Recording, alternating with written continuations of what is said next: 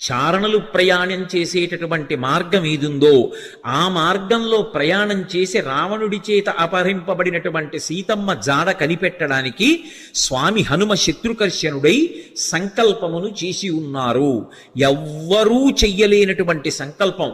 అవతల దుర్నిరీక్షుడైనటువంటి రాక్షసుడు, అపారమైనటువంటి తపస్సు చేసినవాడు, కాంచనలంకకి అధిపతి, 100 యోజనముల సముద్రాన్ని దాటి వెళ్ళాలి. ఆవలి ఒడ్డున దిగిలి దగ్గర నుంచి విచ్చుకత్తులు పట్టుకుని రాక్షసులు నిలబడతారు. ఎవడి తేజస్సు చూసినంత మాత్రం చేత యమధర్మరాజు గారు కూడా కాకిలో దూరి పారిపోయాడో అంతటి మహాతేజస్సంపన్నుడు. తన జీవితం మొత్తం మీద రామచంద్రమూర్తి చేతిలో చనిపోకముందు అతను ఓడిపోయింది ఇద్దరి చేతిలోనే. ఒకటి వాలి చేతిలో ఓడిపోయాడు, 2 కార్తవీర్యార్జునుడి చేతిలో ఓడిపోయాడు. దిక్పాలకుర్ని కూడా ఓడించాడు, దేవతల్ని ఓడించాడు, ఇంద్రుణ్ణి ఓడించాడు.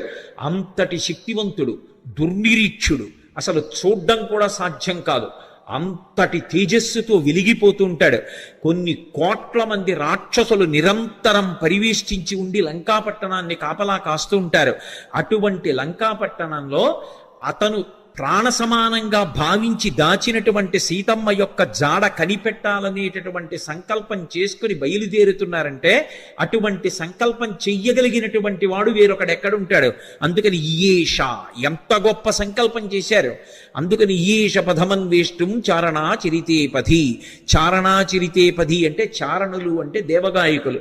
రామాయణంలోనే అనేక చోట్ల వాళ్ళ ప్రస్తావన వస్తుంది. శంకర భగవత్పాదులు చేసినటువంటి నవరత్నమాలికా స్తోత్రంలో కూడా చారణుల గురించినటువంటి ప్రస్తావన ఉంటుంది.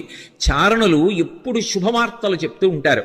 సుందరకాండ ప్రారంభమే శుభవార్తలు దేవతలకి చెప్పేటటువంటి చారణుల యొక్క ఒక్కసారి వాళ్ళ స్మరణతో ప్రారంభమవుతుంది. అంటే సుందరకాండ ఎవరు చదువుతున్నారో ఎవరు వింటున్నారో వాళ్ళు శుభవార్త వింటారు అన్నది అన్యాపదేశంగా వాల్మీకి మహర్షి జాతికి ఇస్తున్నటువంటి అభయం. ఆ చారణులు దేవగాయకులు. వాళ్ళు భూమికి దగ్గరగా తిరుగుతూ ఉంటారు. వారు భూమి మీద దిగరు, ఆకాశ మార్గంలో వెడుతూ ఉంటారు. అంటే స్వామి హనుమ సముద్రం మీద కాకుండా సముద్రానికి తగలకుండా ఆకాశ మార్గంలో వెళ్ళడానికి నిర్ణయించుకున్నారు అన్నది భావన.